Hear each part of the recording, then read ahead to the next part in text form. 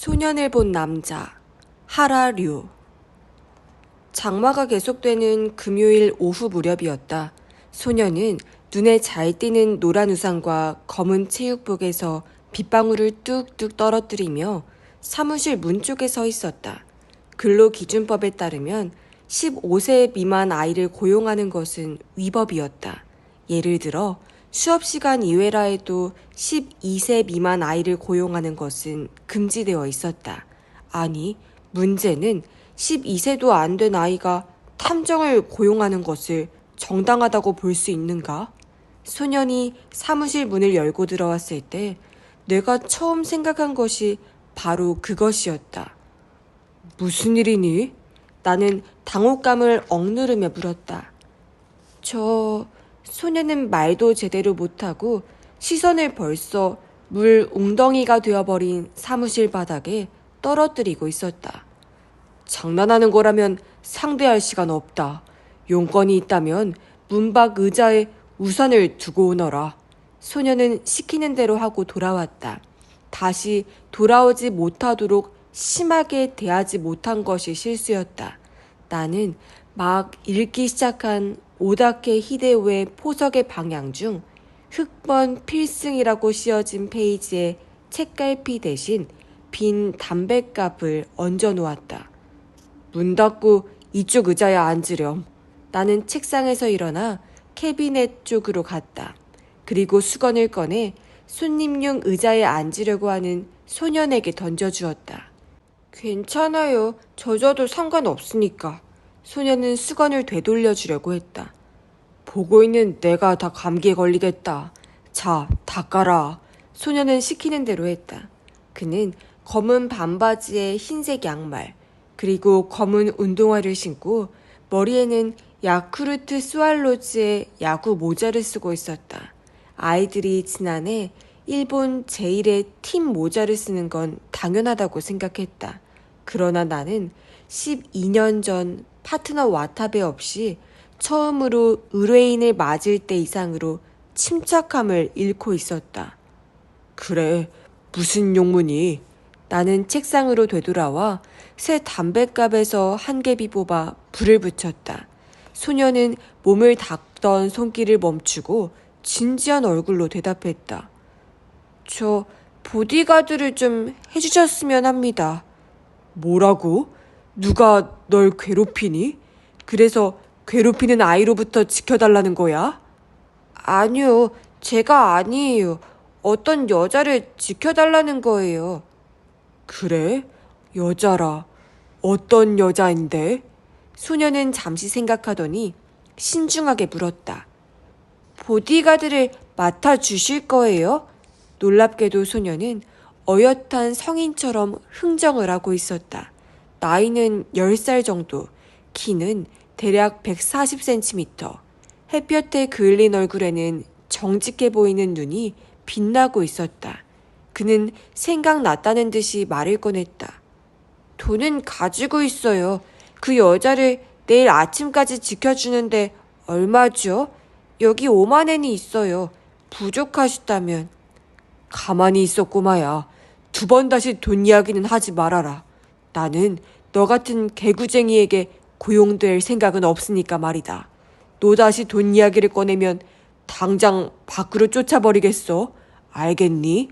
소녀는 깜짝 놀라 수건을 떨어뜨리고는 당황해하며 다시 주우면서 고개를 끄덕였다. 이건 어린아이인 네가 어른인 나에게 도움을 받고 싶은 일이 있고 그것이 내가 할 수 있는 일이라면 기꺼이 도와주겠다는 이야기다.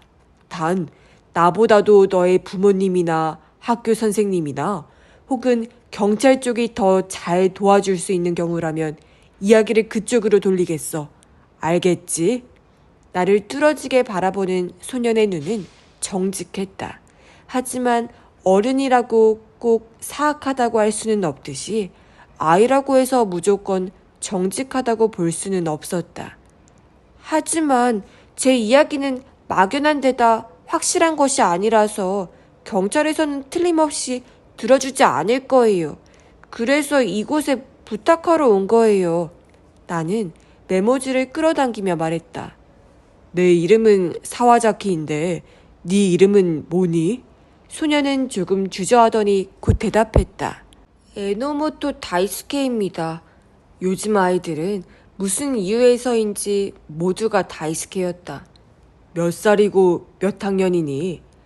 10살, 요도바시 제4초등학교 5학년이에요. 주소는? 기타 신주쿠 3-50, 신주쿠 제2공단 아파트 3동 205호요. 전화번호는? 다이스케는 생각난다는 표정으로 기타 신주쿠 방면에 국번이 붙은 번호를 불러주었다.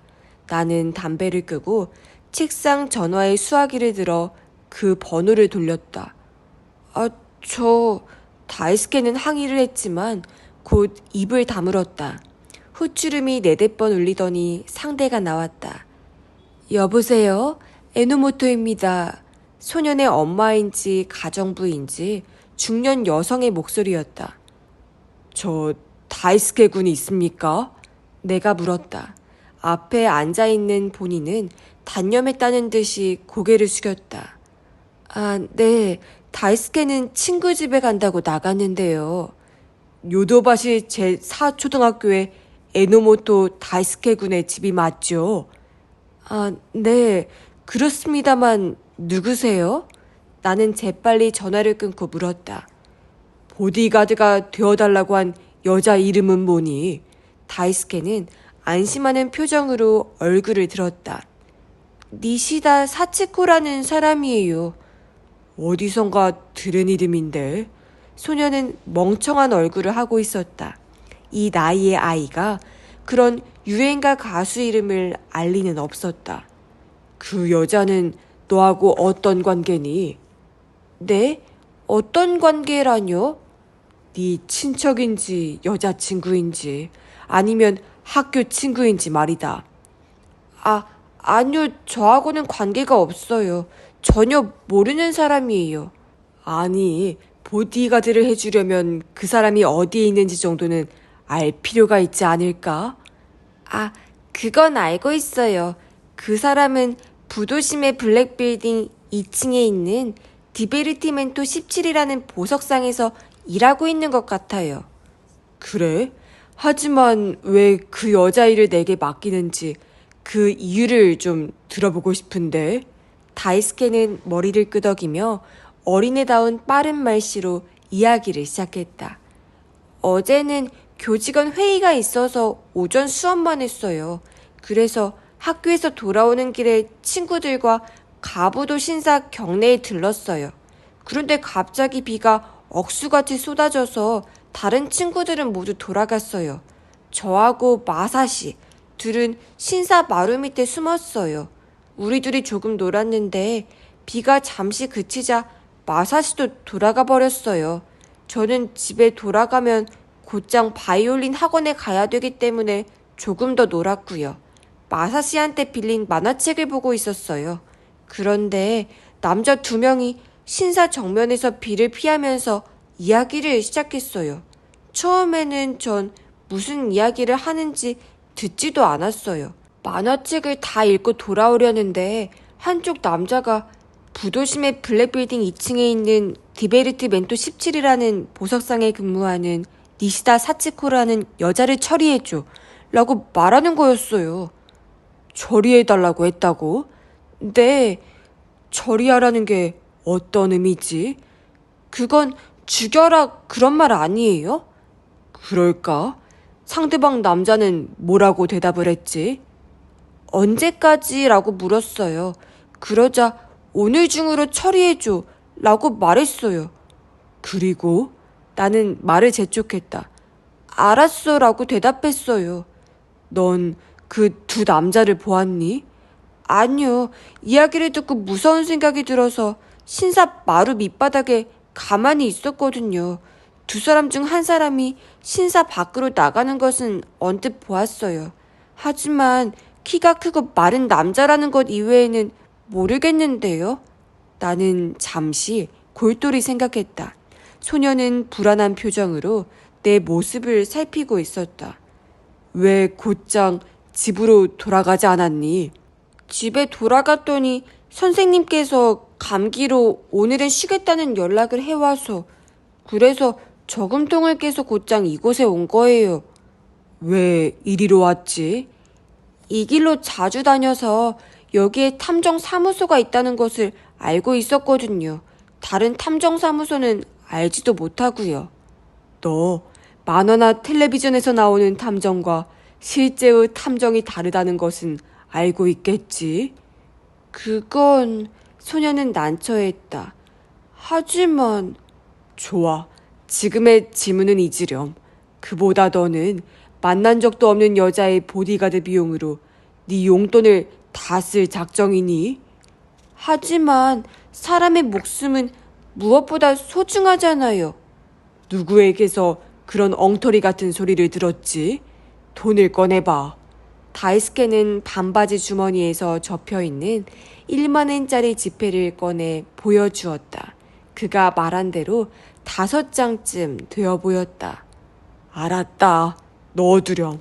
소녀는 내 마음이 변해 돈을 받지 않을까 하는 표정으로 일부러 꾸물꾸물 돈을 집어넣었다.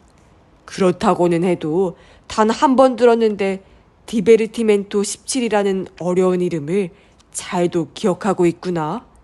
바이올린 학원에서 듣기 훈련으로 언제나 클래식을 듣게 하거든요.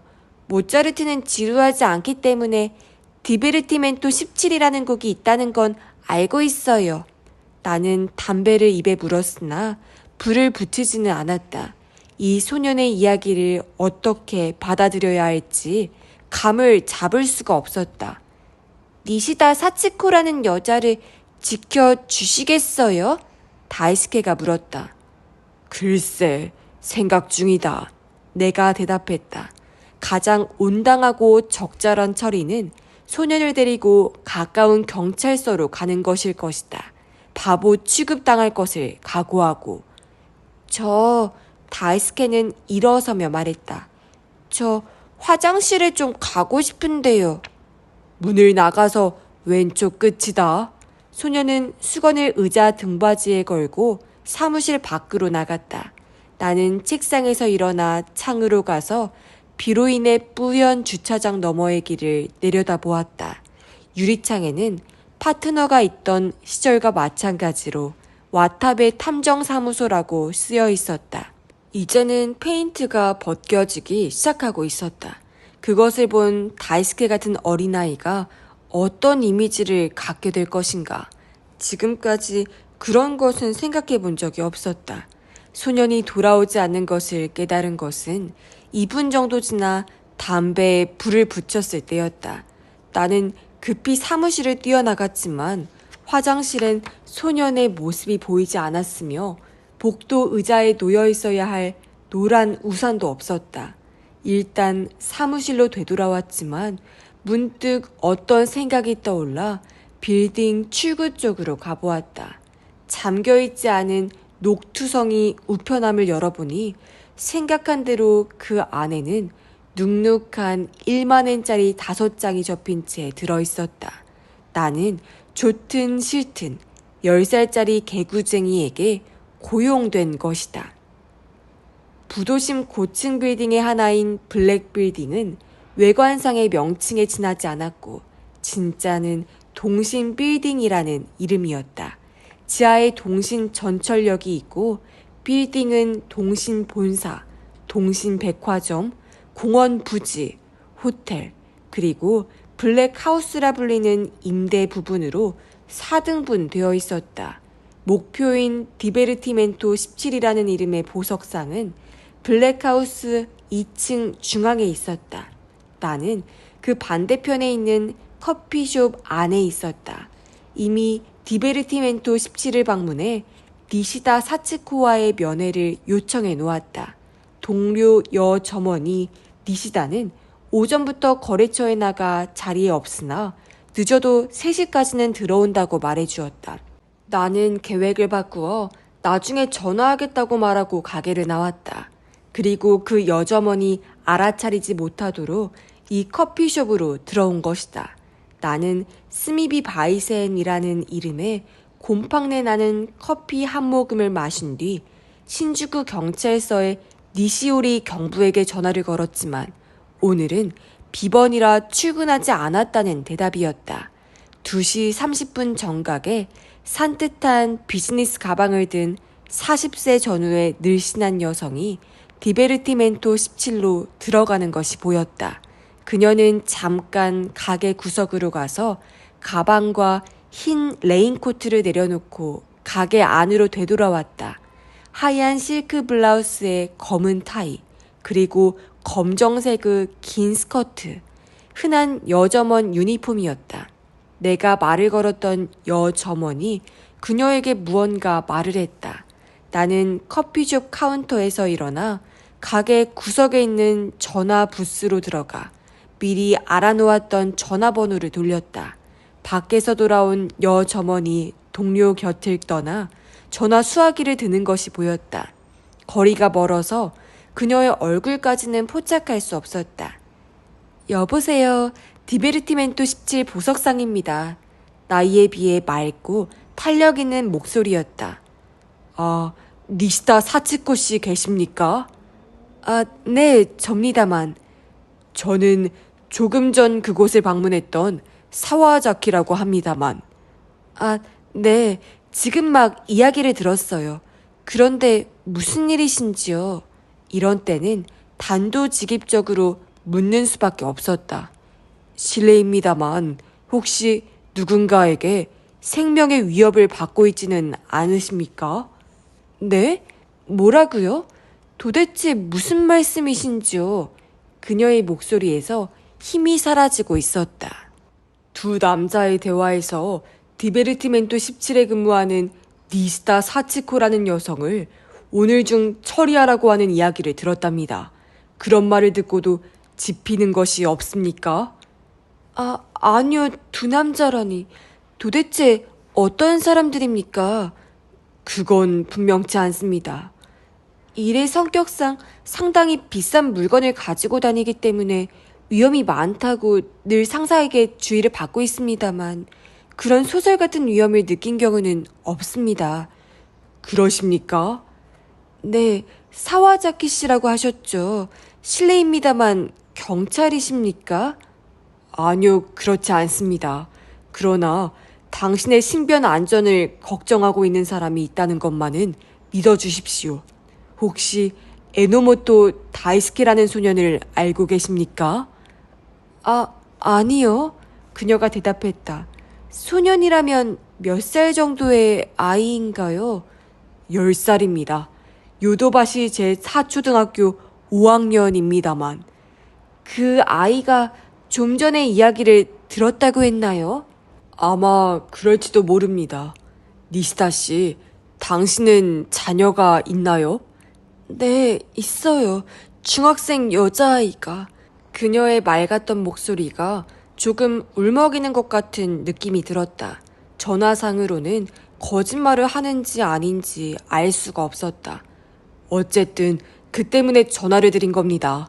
만약이라는 것도 있으니 내일까지는 아무쪼록 몸조심해 주십시오.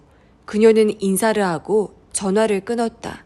나는 카운터 옆자리로 돌아오면서도 보석상의 그녀에게서 눈을 떼지 않았다. 그녀는 끊었던 수화기를 다시 들고 어딘가로 전화를 걸었다.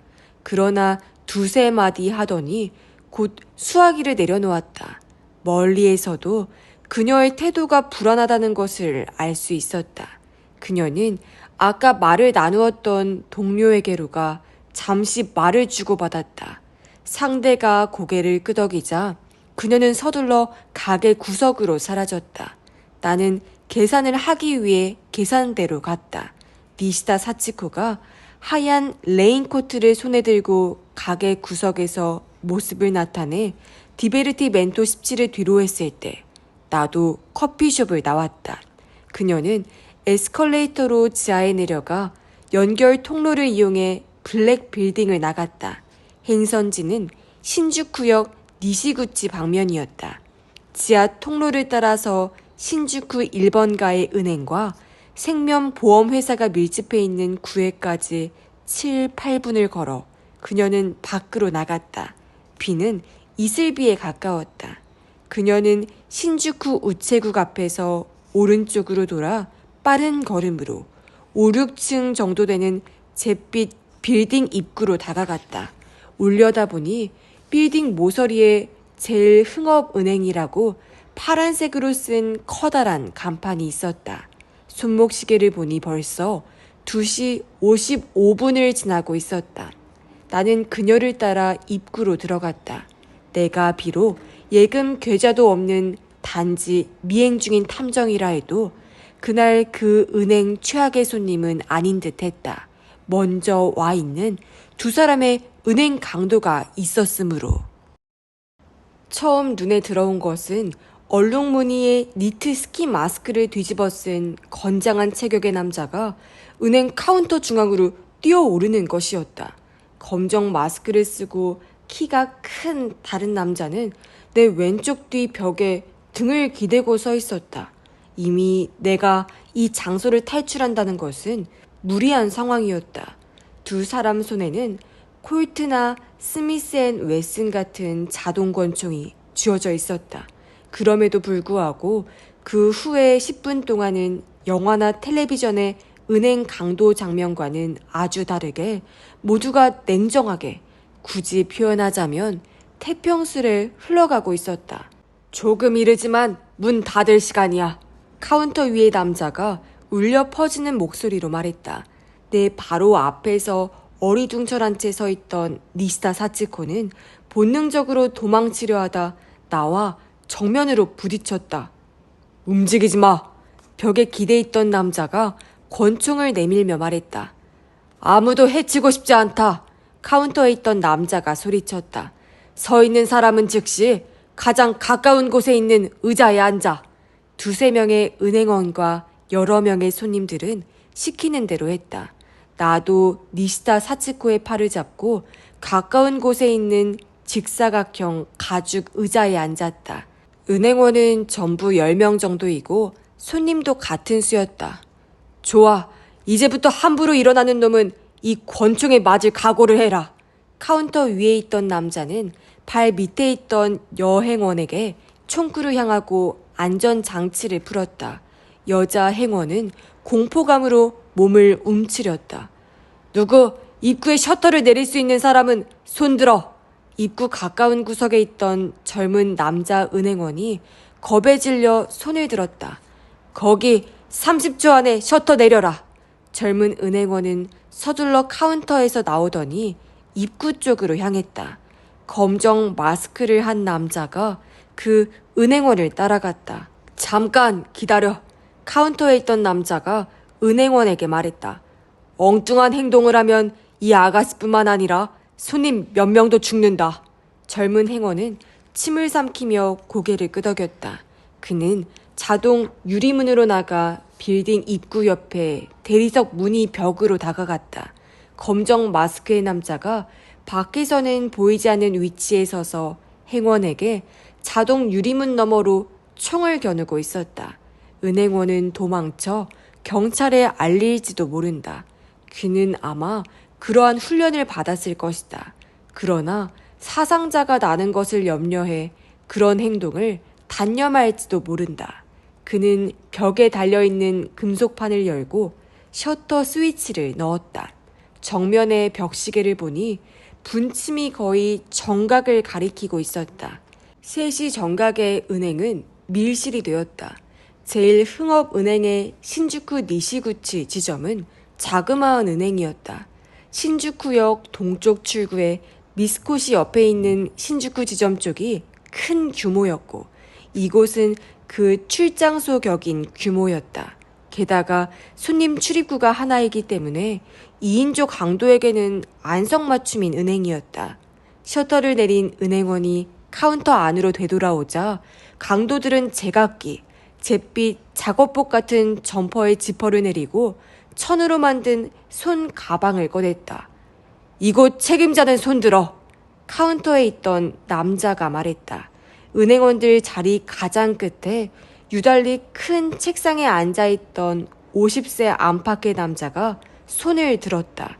암청색 정장에 금태 안경은 분명히 은행원 같았으나 검고 진한 눈썹과 머리카락, 그리고 몸에 비해 크고 굵은 손마디는 구기 선수 아니면 아마추어 스포츠 코치 같다는 느낌이 들었다. 당신 누구지? 카운터의 남자가 물었다.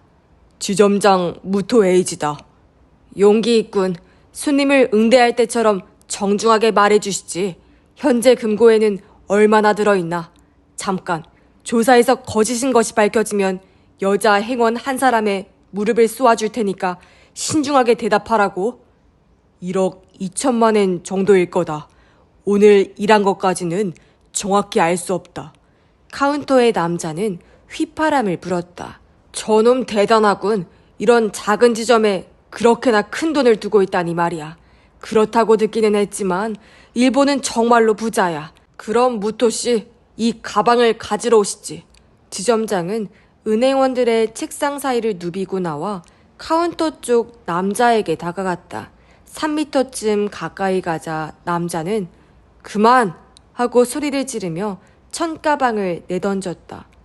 가방은 한 개 더 있다. 검정 마스크의 남자가 재빠르게 움직여 카운터 너머로 가방을 지점장에게 던져주고 다시 곧장 원래의 위치로 되돌아갔다. 뭘 멍청하게 서 있는 거야? 무토씨, 다음에 할 일은 알고 있겠지? 다행히 금고실 문을 열려 있고. 그는 지점장 가까이에 여자 은행원 두 사람을 손으로 가리켰다. 너와 너, 지점장을 도와줘. 그리고 세 사람 중 누군가가 이상한 짓을 하지 않도록 서로 지켜보도록. 예를 들어 돈을 속인다든지. 만일 그런 일이 있다면 세 사람이 다 연대 책임을 지는 거야. 지점장과 두 여직원이 금고실로 향했다. 손님들에게 불유쾌한 시간이 1초라도 짧아질 수 있도록 솜씨 좋게 부탁해. 은행이라는 곳은 입금에 대해서는 일사천리지만 돈을 지불할 때에는 시간이 하염없이 걸리지. 많이 개선할 필요가 있어. 세 사람이 금고실로 들어갔다. 셔터를 내린 녀석, 카운터의 남자가 불렀다. 젊은 은행원이 퉁기듯이 일어섰다. 네 손목시계엔 초침이 붙어있겠지? 은행원이 의아한 표정으로 그렇다고 대답하고는 몇 번이나 고개를 끄덕였다. 미안하지만 금고실에서도 들을 수 있도록 큰 소리로 1부터 초를 세워줘. 은행원은 당황해하면서도 흥분한 목소리로 숫자를 세기 시작했다. 30초까지 세었을 때 지점장과 두 여직원의 모습이 보였다. 지점장이 가방 하나, 여직원 둘이 다른 하나의 가방을 무거운 듯이 카운터까지 옮겼다. 카운터에 있던 남자가 손끝으로 가리킨 조금 떨어진 위치. 세 사람은 넘치도록 돈이 담겨있는 두 개의 천가방을 내려놓았다. 수고했어. 카운터의 남자가 말했다. 자리로 돌아가도 좋아. 이것으로 거래는 우호적인 가운데 무사히. 굉음과 함께 카운터의 남자가 등을 돌린 채 허공을 날아 후두부부터 바닥에 내동댕이 쳐졌다. 냉정하고 태평스럽던 분위기는 순식간에 두렵고 당황스러운 사태로 돌변했다. 지점장 무토가 천가방 뒤에 숨겨둔 회전식 권총으로 갑자기 남자의 가슴을 향해 발사한 것이었다. 은행 안의 손님과 은행원 대부분은 놀람과 공포의 소리를 지르고 총격이 일어난 곳에서 잽싸게 멀리 물러섰다. 나는 검정 스키 마스크를 뒤집어 쓴 남자의 반응을 보았다. 그는 바닥에 큰 대자가 된 동료와 카운터 쪽에서 권총을 들이대고 있는 지점장 무토를 교대로 바라보고 있었다. 마스크 안의 두 눈은 믿을 수 없다는 듯이 휘둥그레져 있었다. 그 자신이 잡고 있던 권총은 가늘고 긴 몸 옆으로 축 늘어져 있었다. 이젠 단념하시지. 무토가 침착한 소리로 말했다. 금고 안에서 경보 스위치를 눌렀으니 지금쯤 은행 밖에는 경찰들이 포위하고 있을 거야. 검정 마스크의 남자는 괴성을 지르며 총을 쏠 자세를 취했다. 은행 안에 누군가가 들려올 총소리를 예상하고 몸을 움츠렸지만 순간 약간의 공백이 있었다. 당신 위험해요. 내 옆에 앉아있던 니시다 사치코가 갑자기 일어나 지점장 무토를 향해 소리질렀다. 권총을 손에 든 두 사람은 동시에 소리 지른 여자를 돌아보았다. 지점장은 놀란 표정을 지었지만 검정 마스크의 남자는 반사적으로 권총의 총구 방향을 돌렸다. 나는 우두커니 서 있는 니시다 사츠코의 무릎을 겨냥해 전력을 다해 빠르고 강한 태클을 했다. 둘이서 바닥에 심하게 넘어지면서 총소리와 함께 나의 등 바로 위를 스쳐 지나가는 총탄을 느꼈다. 은행하는 비명소리로 가득 차고 그 비명을 가르는 총소리가 다시 한번 울렸다. 나는 지점장이 검정 마스크를 쏘았을 것으로 기대하고 바닥에서 얼굴을 들었다. 그러나 기대한 것과는 달랐다. 검정 마스크의 남자는 카운터에 달려들어 천가방 하나를 움켜쥐고 은행 출입구로 도망쳤다. 그는 자동문을 열면서 이쪽을 뒤돌아보며 천장을 향해 다시 한 발 쏘았다. 아무도 움직이지 마! 그가 벽의 금속판에 달려들어 셔터 스위치를 조작하는 것이 보였다. 셔터가 올라가기 시작하자 스키 마스크를 벗어 점퍼 주머니에 쑤셔 넣었다. 셔터와 바닥의 간격이 50cm 정도 되자 기다릴 수 없다는 듯이 천가방을 안고 밖으로 나갔다. 나는 상체를 일으켜 내 밑에 깔린 니시다 사치코를 일으켰다. 그녀는 작은 목소리로 고맙습니다 하고 말하고는 레인코트의 먼지를 털었으나 지금 자신이 어떠한 상황에 있는지 잘 모르는 것 같았다. 나는 일어나 카운터 반대쪽을 살펴보았다. 지점장 무토가 오른쪽 가슴에 총을 맞아 셔츠가 피투성이가 된 채 쓰러져 있었다. 호흡을 할 때마다 입술에 핏방울이 떠올랐다 사라졌다. 출입구 쪽을 보고 있던 손님과 행원들이 일제히 후 하고 환성을 질렀다. 그쪽을 보니 열린 셔터 저쪽에서 무장을 한 경찰들이 양손을 높이 든 도주범을 포위하고 있었다. 마르고 키가 큰 사내의 뒷모습은 도살장에 끌려가는 말을 연상시켰다. 또 다른 무장 경찰관 한 부대가 입구에서 우르르 은행 안으로 밀려 들어왔다. 맨 처음 신주쿠 경찰서 조사과 형사들이 들어왔다. 구급차가 도착하고 중상인 무토 지점장이 들 것으로 운반되었다.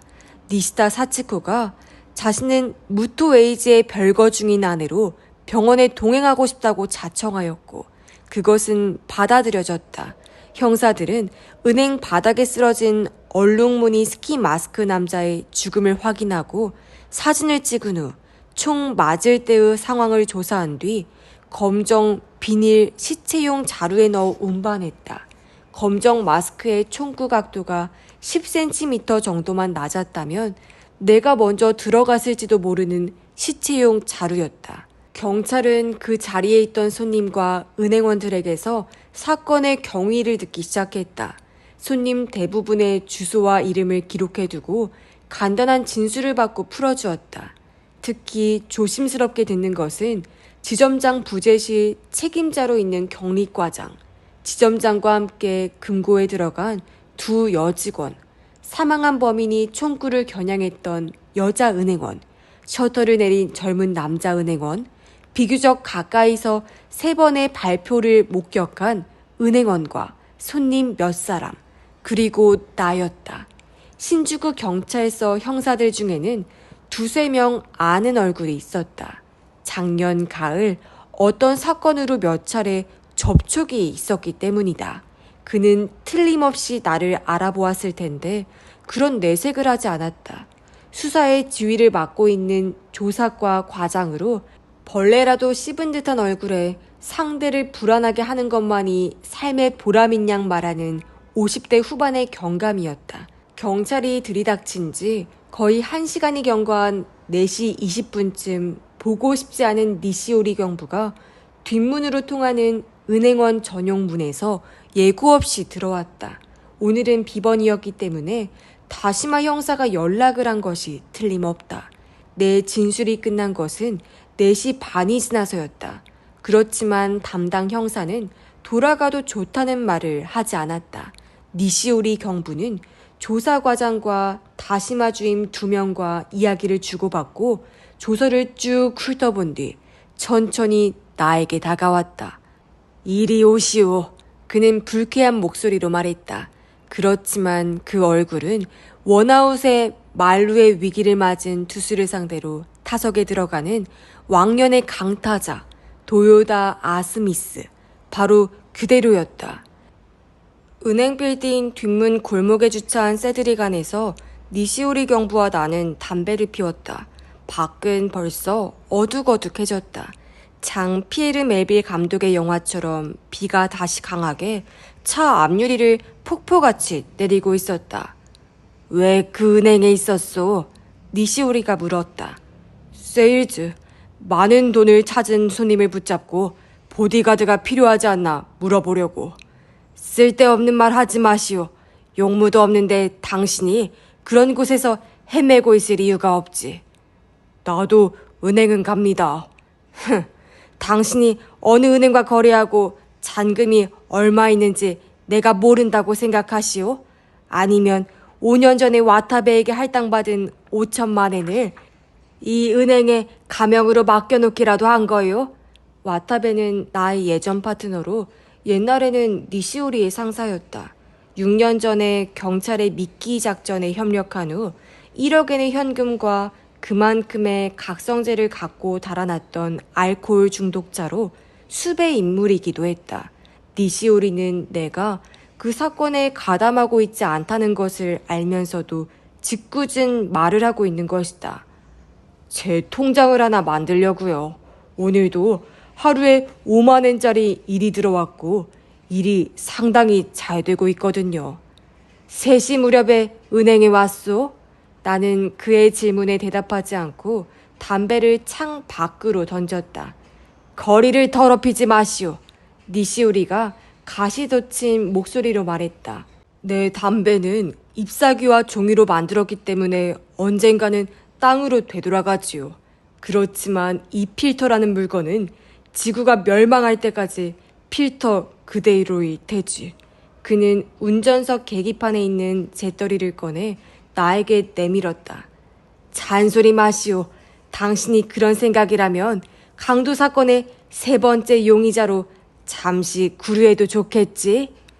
어디서 그런 혐의가 나온 거요? 유럽 어딘가에서 동료 하나가 보통 손님 모습으로 잠입해 예측할 수 없는 사태가 일어났을 때 손을 쓰는 경우가 많다고 하더군. 그걸 염두에 둘 때 조서에 있는 당신의 행동은 동료의 무의미한 살인을 막아서 죄를 가볍게 하려 했다고도 해석되지 않겠소? 여전히 비뚤어진 머리로군. 맘대로 하시오. 니시오리는 작년 가을처럼 검정 넥타이를 풀었다. 그보다도 이런 건 어떻소? 은행 밖에서 대기하고 있는 신문기자와 텔레비전 방송국 사람들에게 사람의 목숨을 구한 명탐정으로 화려하게 소개하는 것은 큰 신문사에서까지 실어줄지 어떨진 모르겠지만 삼류신문이나 스포츠신문이라면 덤벼들겠지. 이 빌어먹을 장마로 야구 시업도 중지되었으니까 당신 사진을 싣고 인명 구조자인가 공범인가 뭐 이런 헤드라인은 어떨까? 나는 한숨을 쉬었다. 누구에게나 얼굴이 알려진 탐정은 들어본 적이 없다. 니시오리는 그냥 위협적인 말만 하는 형사가 아니었다. 미행하는 길이었소. 내가 말했다. 누구를? 물어보았자 소용없소. 대답할 수 없다는 것은 알고 있지 않소. 그 녀석이 이 은행 강도와 권총으로 인한 부상사건과는 관계가 없다고 단정할 수 있겠소?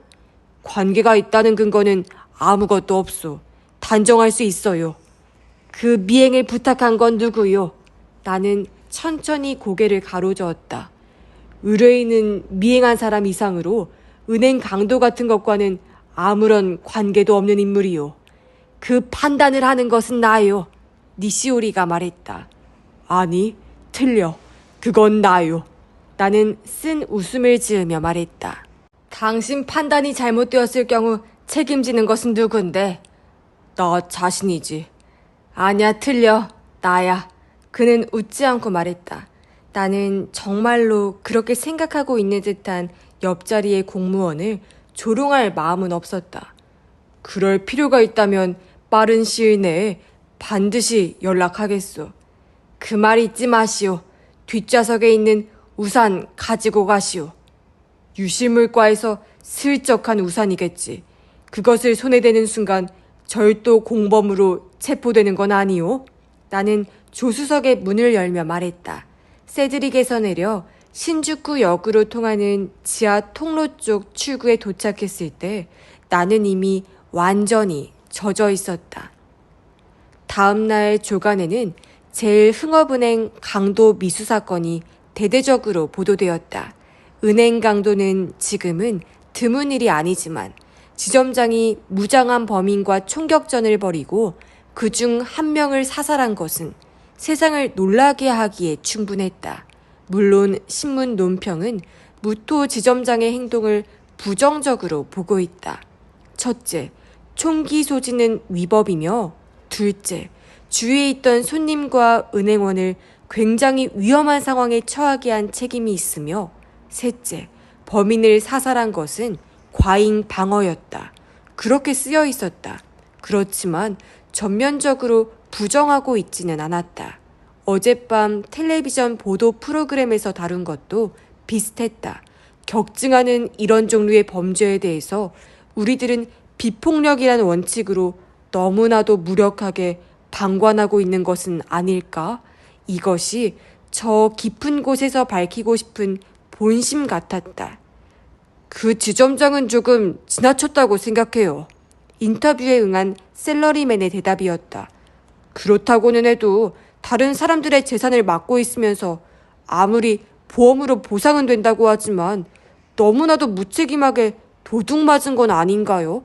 제일흥업은행의 부은행장은 무엇보다도 고객에게 위험을 끼치게 한 데에 대해 깊이 사죄하며 이제 두 번 다시 이러한 일이 없도록 엄중하게 주의하겠습니다. 라고 말했다. 그는 사과의 말을 한 뒤 다음과 같은 소감을 덧붙여 물의를 일으켰다. 개인적으로는 무토 씨가 형기를 마치고 회사에 다시 복귀할 때에는 제 자신이 할 수 있는 최선을 다할 겁니다. 기사 중에 무토 지점장은 10여 년 전 과장 시절과 6, 7년 전 사이타마의 작은 지점의 지점장 시절에 두 번이나 은행 강도에 습격당한 경험이 있다고 보도하고 있었다. 동료 경리과장은 그런 탓인지 무토 씨는 은행 강도 등의 뉴스를 들으면 분노를 느끼는 듯 했습니다. 라고 동정적인 견해를 밝히고 있었다. 어느 대학의 사회학과 교수는 눈에는 눈, 이에는 이라는 발상은 절대로 용납할 수 없다. 라고 말하였다. 조금 극단적이기는 하지만 이것을 자위대 문제에 연결시켜 부정하는 사람들도 있었고 같은 이유로 긍정하는 사람도 있었다. 신주쿠 경찰병원에서 치료를 받고 있는 무토 지점장은 탄환을 빼내는 수술을 무사히 마쳤고 중상을 입었지만 생명에는 지장이 없다고 쓰여 있었다. 별거 중인 아내에 대해서는 한 줄도 실려 있지 않았다. 범인의 신원은 사망한 남자가 도우카미 다타오라는 46살의 도산 직전의 부동산 업자이고 살아남은 쪽은 아사다 세이야라는 33살의 실업자였다. 예상대로 아사다는 범행 일체를 도우카미 혼자서 계획했으며 자신은 그의 지시에 따랐을 뿐이라고 진술했다. 지점장 무토가 소지한 권총은 38구경 필리핀제 개조 권총이었다. 그는 올해 신년 휴가 때 동남아 여행을 했다고 쓰여 있었다. 그것보다는 범인들 권총이 의외였다. 지점장을 쏘고 니시다 사츠코를 겨냥해 발사된 아사다의 권총은 38구경 스미스 앤 웨슨 M50이었으나 도우카미가 가지고 있던 것은 콜트 모조 권총이었다. 무토 지점장은 먼저 쏘아야 할 상대를 잘못 알았던 것이다. 신문을 본 뒤 11시까지 기다려 블루버드로 기타 신주쿠 제2단지 아파트로 갔다. 하늘은 잔뜩 찌푸렸으나 비는 내리지 않았다. 3동 2층 5호실에 에노모토라는 문패가 걸린 아파트를 발견했다. 배를 눌렀더니 10살가량의 소년이 나왔는데 어제 내 사무실을 방문했던 소년과는 조금도 닮지 않았다. 에노모토 다이스케가 너니? 나는 나쁜 예감이 적중하는 것을 느꼈다. 네, 저예요. 소년이 대답했다. 그 개구쟁이는 거짓 이름으로 나를 놀린 것이었다. 배짱 좋군. 아니면 어지간히 피치 못할 사정이 있는 게 틀림없었다. 집에는 누가 있지? 점심때는 엄마가 돌아오시지만 토요일은 에어로빅 모임이 있으세요. 나는 손목시계를 보았다. 2, 3분 여유는 있었다. 너에게 물어보고 싶은 게 있는데 괜찮겠니? 소녀는 불안한 표정을 지으면서도 호기심 때문에 샌들을 끌고 문 앞까지 나왔다. 친구 중에 네 주소와 전화번호를 알고 있는 아이가 있니? 그럼요. 같은 교실 아이라면 전부 알고 있어요. 비상 연락망을 가지고 있으니까요. 그걸 보면 모두의 주소와 전화번호가 쓰여 있어요. 어제의 소녀는 처음부터 거짓 이름을 쓸 작정이었을까? 지금 생각해보니 재빨리 에노모토 다이스케라는 이름을 사용한 것 같은 느낌이 들었다. 그렇지만 그 소년이 연락망을 이용해 적당한 방패막을 준비했다는 데에는 놀랄 수밖에 없었다. 너희 반에는 남자아이가 몇 명 있니? 아마 23명일 거예요. 적지 않은 숫자였다. 그리고 오늘은 토요일이었다. 게다가 초등학교 사무창구는 탐정에게 상당히 귀찮은 방문처의 하나였다. 유괴 사건이 여러 건 발생한 이후 수비가 견고했기 때문이다. 같은 반 학생 중에서 찾아낼 수 있다는 보증도 없었다. 그 소년을 찾아내는 것은 조금 시간이 걸릴 것 같았다. 아니다. 22명이에요. 소년은 가볍게 자신의 머리를 두드리며 정정했다. 마사시는 작년 여름에 전학 가서 없으니까 1명 줄었어요. 마사시라고? 들은 적이 있는 이름이었다. 그 마사시는 네 주소와 전화번호를 기억하고 있겠지? 네, 친한 친구였으니까요. 우리들은 전철에서 사진 찍는 걸 좋아했어요. 미다카로 이사 갔지만 처음에는 편지를 쓰기도 하고 전화를 걸기도 했으니까. 소년의 얼굴은 슬픈 표정으로 바뀌었다. 그런데 3월에 할아버지가 사시는 메구로 집으로 이사 갈지도 모른다는 편지를 준 채 연락이 끊어져서 그때 아버지와 어머니가 이혼할지도 모른다고 말했었어요. 그래, 마사시의 성은? 무토예요. 무토 마사시. 그러고 보니 어제 마사시 아버지가 은행에서. 다이스케는 갑자기 말을 멈추었다. 그 앞에 서 있던 내가 갑자기 추악한 뭔가로 변신한 것만 같은 표정이었다. 아저씨 누구세요? 경찰이에요? 아니, 그렇지는 않아. 아이에게 거짓말을 해선 안 되겠기에 사실대로 말했다. 이 세상에 어린이와 거짓이 동시에 실존하고 있는 이상 그런 말이 통할 리 없지만 이런 경우는 그런 말에 따르기로 했다. 나는 마사시에게 부탁을 받고 어제부터 그 아이 어머니를 지키는 일을 하고 있는 탐정이란다. 아저씨는 신주쿠에 있는 탐정 사무소에 있는 사람이에요? 그래, 알고 있었니? 네, 작년 친구 하나가 가출했을 때 마사시가 아저씨 탐정 사무소에 찾아가 부탁하려고 그 입구까지 갔던 적이 있어요. 하지만 겁이 나서 그냥 돌아오고 말았거든요. 가출했던 친구는 다음날 돌아왔기 때문에 부탁하지 않았던 게 오히려 다행이었지만요. 나는 소년이 친구가 키웠던 행방불명된 강아지에 대한 이야기를 끌어내기 전에 말을 마치고 아파트를 나왔다. 5일이 지났다. 그동안 무토 에이지와 니시다 사치코 부부 사이에 관해 조사해 보았다. 이혼을 요구하고 있는 쪽은 아내 쪽이었다. 그녀는 15살짜리 사이코라는 딸과 마사시라는 아들을 자신이 맞는 조건으로 위자료는 일절 요구하지 않았다. 남편은 이혼에 정면으로 반대했다.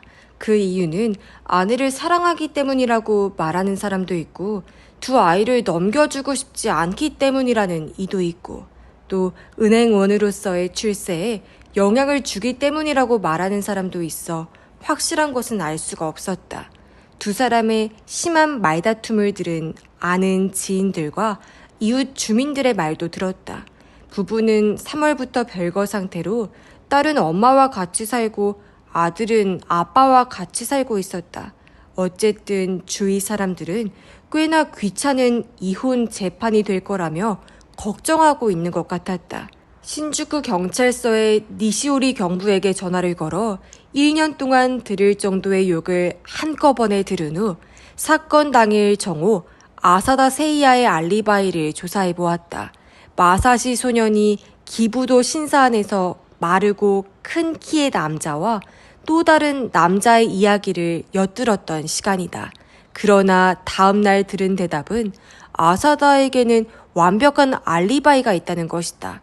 긴시초의 호스티스가 전날 밤부터 강도 사건 직전인 오후 1시경까지 오스마바시 근처 호텔에서 함께 있었다고 증언했다. 이 세상 남자의 대부분은 마르고 키가 크다. 나의 억측은 멋지게 빗나가 버렸다. 그 이외에도 두세 가지 조사해보았지만 그래서 5일이나 걸렸던 것은 아니다. 나는 무토 지점장의 몸이 회복되기를 기다리고 있었다. 신주쿠 경찰병원은 신주쿠 경찰서와 도쿄 의대병원 중간에 있는 3층 흰색 건물이었다. 1층 로비의 흡연실에서 담배를 피우고 있으려니 니시오리 경부가 양 어깨가 비에 젖은 코트를 벗으며 현관으로 들어왔다. 그는 나를 확인했을 뿐 로비와는 반대쪽으로 발걸음을 향했다. 그는 접수처의 제복 경관에게 경찰 수첩을 제시하고 그 뒤에 있는 개찰구 같은 칸막이를 통해 사무국이라고 표시된 문 안으로 사라졌다. 얼마 안 있어 그 문에서 나온 니시오리는 이번에는 반대편에 경무국이라고 표시된 방으로 들어갔다. 그리고 제복을 입은 여자 경관과 같이 나오더니 나에게 이쪽으로 오라는 신용을 했다. 손에 들고 있던 코트는 없었다. 나는 담배를 끄고 로비를 나와 접수처 뒤의 칸막이 쪽으로 향했다. 니시오리가 칸막이 너머로 핀이 붙은 통행증을 건네주었다. 그걸 가슴에 달고 따라오시오. 나는 니시오리가 말하는 대로 했다. 우리 세 사람은 사무국과 경무국 사이의 복도를 통해 막다른 곳에 있는 엘리베이터에 올라탔다. 여 경관이 3층 버튼을 눌렀다. 그녀와 니시오리의 가슴에도 나와 같은 통행증이 붙어 있었다. 엘리베이터가 3층에 도착하고 우리들은 여 경관의 안내로 병원 복도로 나왔다. 일반 병원과 달라서인지 복도를 서성이는 환자나 병문안 온 손님의 모습은 보이지 않고 두 사람의 간호사가 스쳐 지나갔을 뿐이었다. 33호실 앞에는 2명의 제복 경관이 막고 서 있었다. 우리들이 다가가니 마침 병실 문이 열리고 백발의 몸집이 작은 의사와 젊은 간호사가 나왔다. 유치인에게 면회를 신청한 신주쿠 경찰서의 니시우리 경부입니다. 여 경관이 의사에게 말했다. 의사는 자기 이름을 대더니 간호사가 내민 진료 카드를 흘끗 쳐다보았다.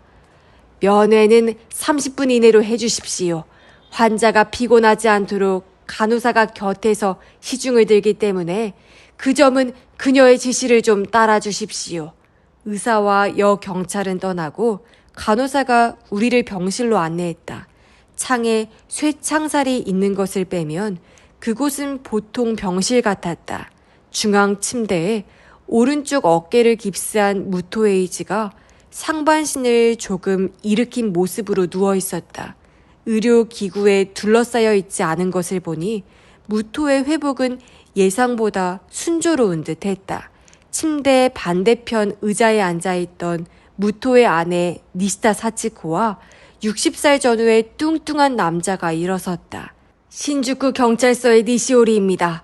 이쪽은 전화로 이야기한 사건 참고인 사와자키라는 사람입니다.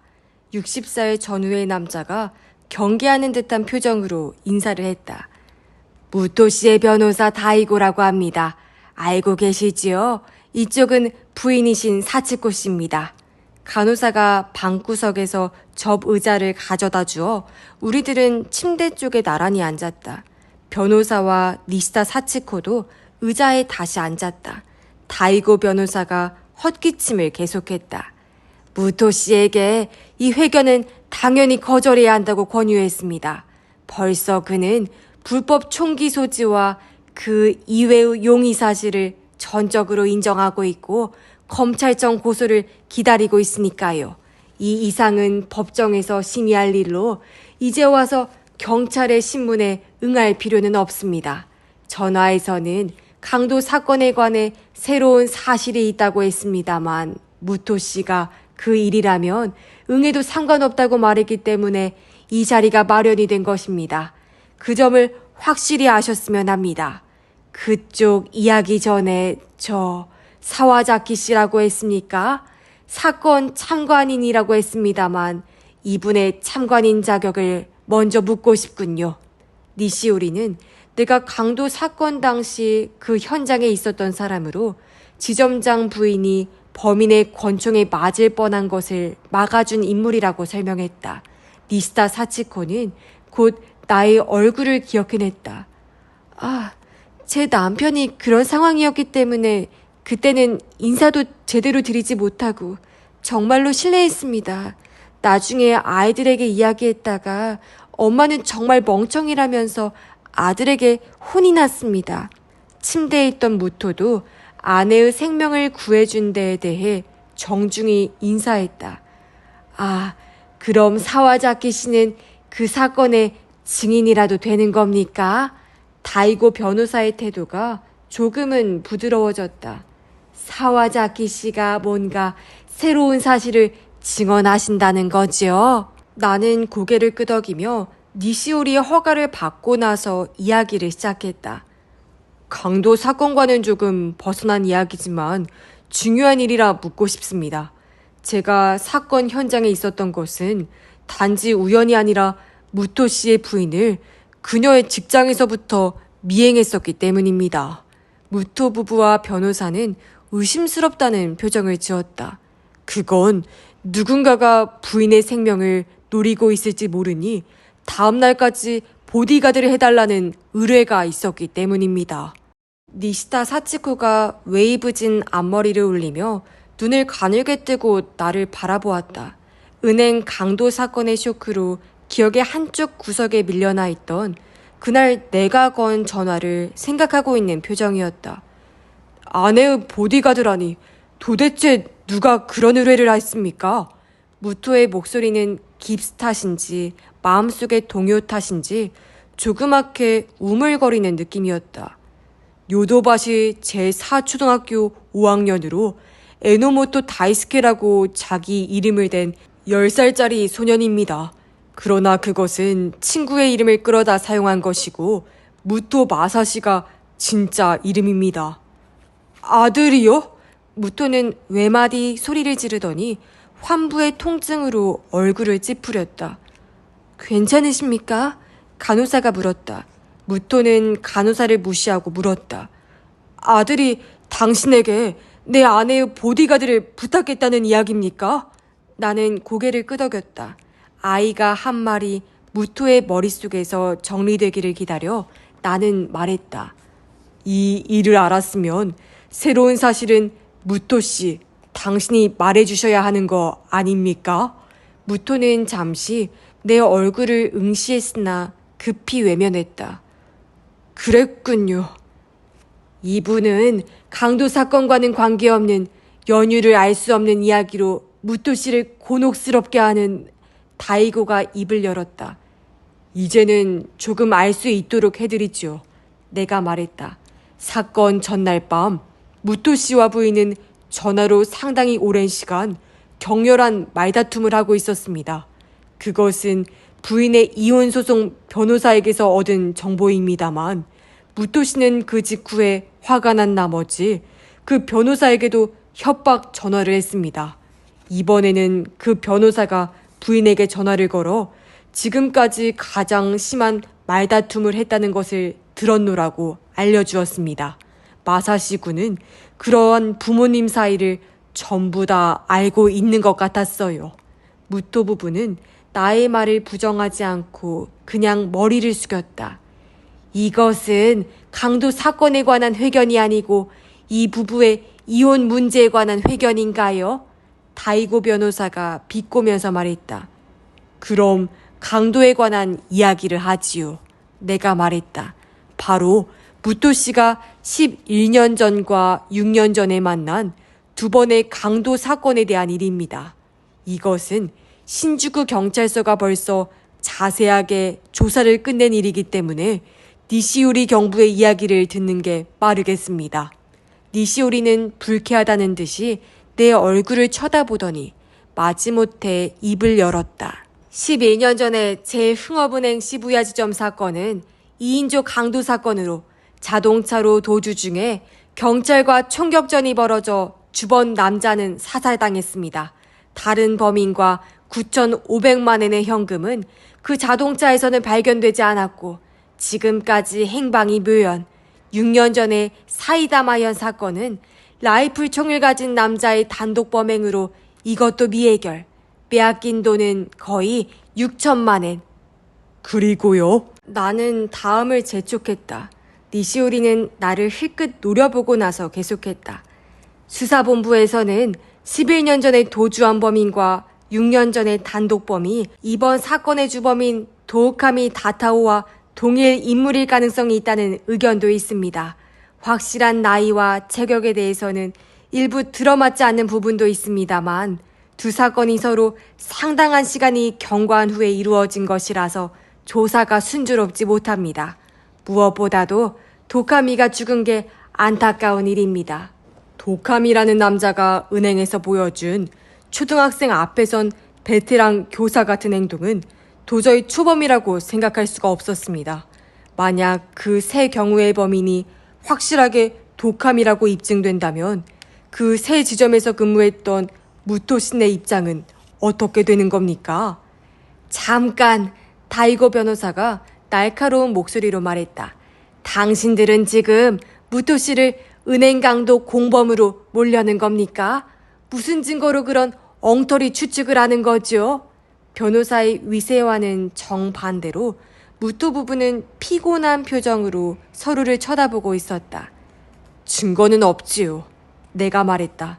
그렇지만 마사시 군은 양친의 이혼 이야기와 반복된 두 사람의 심한 말다툼에 고통받고 있었습니다. 그러던 어느 날 아빠의 소지품 중에서 진짜인지 알 수 없는 권총을 발견했습니다.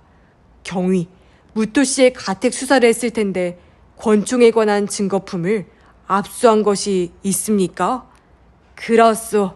니시우리가 불쾌한 목소리로 말했다. 그의 장롱 서랍 끝에 있던 JAL 비행기 가방기에서 총탄 30발과 권총을 쌌던 것으로 보이는 기름 종이가 발견되었소. 그 집에는 열쇠를 채워 숨겨놓을 만한 장소나 금고 같은 건 전혀 없었소. 어린아이의 왕성한 상상력으로 그 권총은 아빠가 사이 나쁜 엄마에게 사용하는 게 아닌가 하는 불안에 사로잡힌 겁니다. 소녀는 아빠가 집을 비웠을 때 권총이 같은 장소에 있는지 확인하는 게 일과가 되어버렸습니다.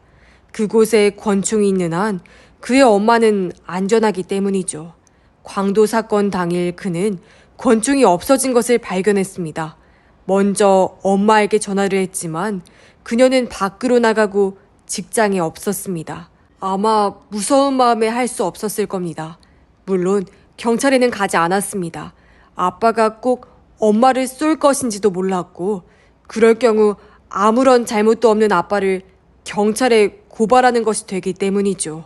나는 말을 멈추고 무토 부부의 모습을 살펴보았다. 두 사람은 자신들의 관계가 어린 아들에게 준 고뇌로 몸이 위축된 듯이 보였다. 마사시 군은 신주쿠에 살고 있던 때에 보고 기억해 두었던 내 탐정 사무소를 생각해냈습니다. 탐정에 관한 그의 지식은 텔레비전이나 만화에 등장하는 탐정과 비슷했습니다. 엄마를 지켜줄 사람은 저 유리창 안에 있는 사람밖에는 없다. 나는 잠시 사이를 두고 결론을 내렸다. 무토 씨, 당신이 총을 가지고 직장에 온 그날 사건이 일어났다는 것은 초능력자가 아닌 이상 당신은 이미 알고 있었다는 이야기가 됩니다. 병실에는 침묵이 흐르고 있었다. 무토 에이지는 가슴 아래에서 팔짱 끼고 있던 양손을 관절이 하얗게 될 정도로 꽉 쥐고 가만히 있었다. 긴장이라는 최후의 벽을 쓰러뜨리기 위해 다시 한번 다짐할 필요가 있었다. 증거는 아무것도 없습니다. 나는 반복했다. 그러나 만일 당신이 강도와 공범이었다는 것을 부정한다면 아마 경찰은 마사시 군을 신문해야 할 것입니다. 마사시 군은 당신을 지켜주기 위해 많은 거짓말을 하겠지요. 하지만 경찰은 결국 필요한 답을 얻어낼 겁니다. 마사시 군은 자신이 당황해서 탐정 같은 것을 고용하는 바람에 엉망진창으로 만들어버린 것을 깨닫게 될 것입니다. 아빠의 죄가 폭로된 것은 자신의 탓이라고 생각하겠지요. 이제는 당신이 아들을 지켜줄 때가 아닙니까? 여보, 니시다 사치코는 애원하는 목소리로 말했다. 무토는 아내에게 몇 번이나 고개를 끄덕여 보였다. 해결될 거요. 마사시를 법정에 불러들이는 일은 하지 않아. 그는 니시오리를 뒤돌아보며 물었다. 모든 걸 다 진술하기 전에 한 가지만 약속해 주겠소? 뭡니까? 3시에 아들과 딸이 면회 올 겁니다. 제발 그것만은 취소되지 않게 해주십시오. 그 아이들을 만날 수만 있다면 뒷일은 미련이 없습니다. 안심하고 법의 심판을 받겠습니다. 니시오리는 잠시 생각에 잠겼다. 진술을 하건 하지 않건 당신은 당신의 자녀들을 만날 수 있습니다. 누구라도 그 권리를 빼앗을 수는 없지요. 무토는 안심한 얼굴로 고개를 끄덕였다. 말씀하신 대로 나는 새 강도 사건의 공범자입니다. 그가 말한 것은 사실입니다. 잠깐만요. 변호사가 재빠르게 말했다. 무토 씨, 그 이상은 말하지 마십시오. 당신에게는 묵비권이 있고. 아니요, 다이고 씨. 나에게는 나 자신을 지키기 전에 내 아들을 지킬 의무가 있어요. 내가 하는 대로 내버려 두십시오. 변호사는 입을 다물 수밖에 없었다. 왜 도카미를 죽였습니까? 내가 물었다. 더 이상은 은행 강도짓을 되풀이하고 싶지 않았기 때문입니다. 그는 아무리 큰 돈을 손에 넣어도 결국 그것을 다 써버리는 능력밖에 없는 사람이었습니다. 난 그렇게라도 하지 않으면 그에게 강요당해 영원히 강도짓을 할 수밖에 없었을 겁니다. 처음에 그 남자는 단지 공범이었습니다. 경찰과의 총격전에서 죽은 오야부라는 남자가 주범으로 나는 그 사람에게 부당 융자라는 덜미를 잡혀 도리 없이 시부야 지점의 강도 계획에 끌려 들어갔던 겁니다. 그것이 악몽의 시작이었습니다. 왜 아사다를 죽이지 않았습니까? 도카미의 총이 진짜이고 아사다는 모조 권총을 가지고 있었다고 생각했습니까? 그렇습니다. 계획은 그랬습니다. 내가 공범인 것을 아사다는 몰랐기 때문에 처음부터 그에게는 총을 쏠 생각이 없었습니다. 그런데 그의 총을 맞고 너무나 놀랐습니다. 왜 그들이 총을 바꾸어 잡았는지 모르겠습니다. 니시오리가 전문가로서의 의견을 많이 이야기했다. 아마도 카운터 위에 있어 등 뒤가 보이지 않는 도카미보다는 전체를 내려다볼 수 있는 아사다 쪽이 진짜 총을 가져야 한다고 생각을 고쳐 먹었을지도 모르지요. 나는 부부의 얼굴을 비교해가며 물어보았다. 부인이 이혼을 요구한 것도 이번 사건과 관계가 있습니까? 주저하고 있는 아내를 대신하여 남편이 이야기를 꺼냈다. 도카미는 1년 전부터 수차례 은행 강도를 끈질기게 강요했습니다. 은행 내부에 협력자가 있다는 이점에 대해서는 경찰에게 말할 필요조차도 없겠지만요. 가장 큰 이익은 금고 내부를 알고 있는 상황에서 이를 결행한다는 것입니다.